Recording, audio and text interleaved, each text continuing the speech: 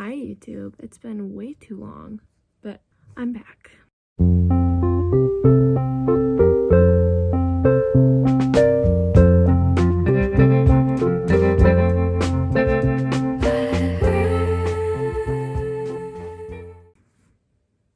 I know, this is gonna be like one of the chillest videos I've ever videoed. I want to talk a little bit about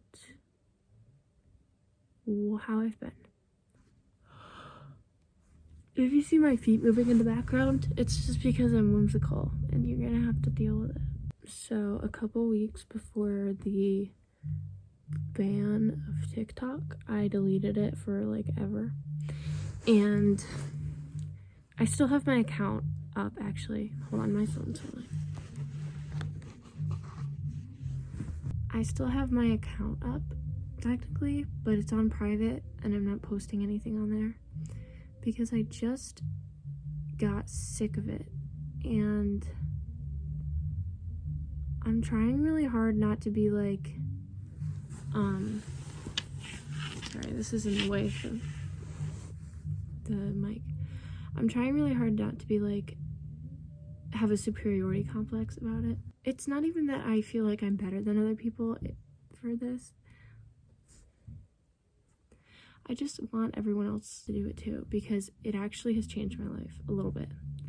I'm not gonna tell you that deleting TikTok is gonna fix your problems, because if you go and do it thinking that it will, then when it doesn't, you're just gonna be mad and you're gonna probably re-download it. So I guess that's the mindset I had when I went into it. I was just kind of fed up with it, and I was in a good place and I didn't want to ruin that with just hours of wasted time, I guess. And it's been really weird, I'll be honest, because I'm not gonna say I've never been an introverted person, because I think I am. Like, I am very, very introverted in a way that is kind of hard to tell at first. I used to post a lot. I would post on my Snap story. I would post TikToks, varying frequencies, like whenever I felt the urge to, I guess. My Instagram story, like everything. Everyone was updated on my life. But it was all curated. Like I wasn't, and that's not a hot take about social media. Everybody knows that. But I guess I didn't really realize how much of a warped vision of myself I had before I stopped kind of curating all the versions I wanted to project into the world, the versions of me that other people would see. And I never really posted myself sobbing or really even upset on my story. Anytime I would post, and I didn't do this a lot, but anytime I would post a photo, like a picture of me crying, it wasn't anywhere close to an actual vulnerable moment for me. It was more like I'm crying about something that I feel like other people will care about. And not deeply, but in a surface level way where they can see it and be like, I've definitely felt like that before, and then move on with it. So it was never me posting myself having a breakdown or a panic attack about something, because those were moments that I feel, and I still do feel, I don't want everyone to know how I am when I'm upset like that. And we've just become so removed from, we as a society, everybody, teenagers have become so removed, so far removed from the idea of real connection and friendship. And I've met, and this is coming from me, and I met my girlfriend on TikTok. I met some of my best friends on an Instagram group chat for Kevin Atwater. Like, I'm not saying that the internet isn't good in some ways. It obviously is, and I don't think anyone could argue that. It's done me a lot of good. It's helped me feel comfortable with myself, but it's also kind of a crutch for a lot of people. And that's not their fault, because if I was to delete every social media and throw away my phone, I would be so disconnected from everybody. Not even just my long distance friends and my girlfriend who's long distance, but even my friends who live in the same town as me, who live 10 minutes away from me. I wouldn't know what they're doing, and I would be totally lost. At school, I wouldn't have a phone to text people to distract myself when I get bored. And I don't think that's a good thing, but I also don't think that it's reasonable to hold myself accountable for needing my phone, because everyone needs their phone now. In a perfect world, I could get rid of it, but that's just me. Like, I also don't feel, I feel comfortable enough outside of the internet. There have definitely been times in my life where I could not have ever imagined doing that, because I was so alone in real life that the internet and TikTok and everything was just the only connection I had to people who I felt understood me. But maybe it's because now I feel like I have a good, beautiful group of people that support me outside of social media. But I just don't feel like I need to be curating myself in an attempt to attract friends anymore. So it's been weird. I kind of just quit cold turkey. I deleted all my Snapchat stories. So if you're watching this and you have me on Snap and you're wondering if I removed you from my private story, I did not. I just deleted it. So you're welcome. My new policy is, and this is a good tip, my new policy is that whenever I feel something or do something that I would immediately post on my story, I text it to my friends instead. I text it to my girlfriend.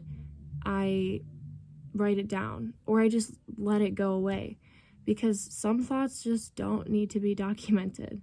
Like, there's a lot of shit that people post that has no merit whatsoever, not to you, not to anyone else watching it.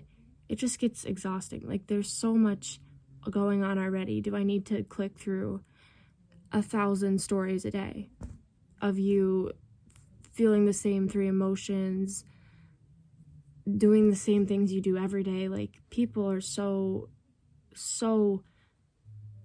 connected to the meaningless aspects of other people's lives that we kind of forget the importance of what actually matters. I guess I am kind of advocating for deleting TikTok.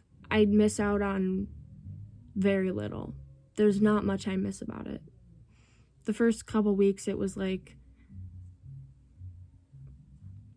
not that it was hard. I wasn't having withdrawals or anything. I was just like not used to it. But once you get used to it, it really just feels the same.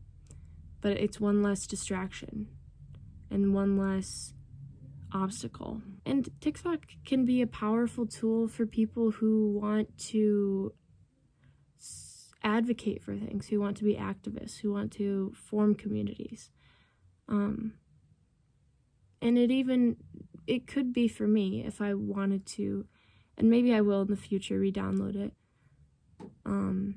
as a writer, just to grow my audience. But I just don't think it's worth it right now, especially with the ban and that stuff.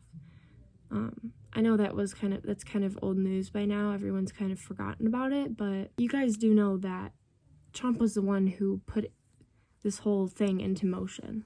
He's always been the one saying TikTok is not good for American citizens. So I get it. I get that we feel so far removed from politics that it kind of seems like a joke. It kind of seems like one person deleting TikTok doesn't matter. One person deleting Instagram doesn't matter. But if everyone thinks that nothing they do matters, then nothing's gonna change. So I don't know. I guess it just helps my conscience. Conscience? Conscience. Is that what it is? Alexa, what's a conscience? The noun, conscience, can have a few meanings. 1. The inner sense of what is right or wrong in one's conscience or inhibits the actions or thoughts of an individual. Alexa, stop. Anyways, what was I talking about? Oh, it helps my conscience. Because I feel better about myself for not participating in something that was so clearly propaganda. And I hate using political words because I'm always scared that some genius is gonna watch this video and be like, actually, that's not what that means. And you're actually wrong and all your opinions are stupid. But, I mean, that's what my understanding of propaganda is. Something that was intentionally staged to make one person look better. I really wish I could delete Instagram. I guess I could. It's one step at a time, guys. Instagram is just kind of, at this point, it's like having a phone number. You can't not have Instagram. I deleted Facebook. I never really used it anyways. I just had an account. And there's these third-party apps, like random social medias that are so much better than all of these huge social media conglomerates. But the problem with those little apps is that there's nobody on there. Like, you're not going to find a random app that everybody in the world is on. Everyone has Instagram already. So it's such a scam, kind of. I watched this video essay a couple weeks ago about the idea that we're entering a sort of technical feudalism. I think that's what it was called. Technofeudalism. I'll put it in the link in the description below. But it really did make me think, because it is very true. Like, social media and the internet and social media apps are a very new thing.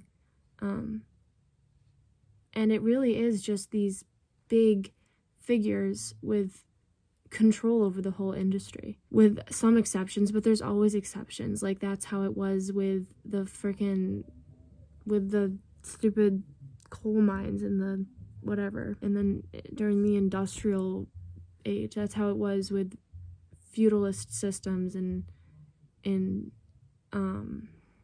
medieval England or whatever, which is that where the whole idea of feudalism comes from. It's just one person who's owning the entire industry and a bunch of sort of indentured servants that are just kind of working for pay, and in our case with social media, unknowingly working for pay.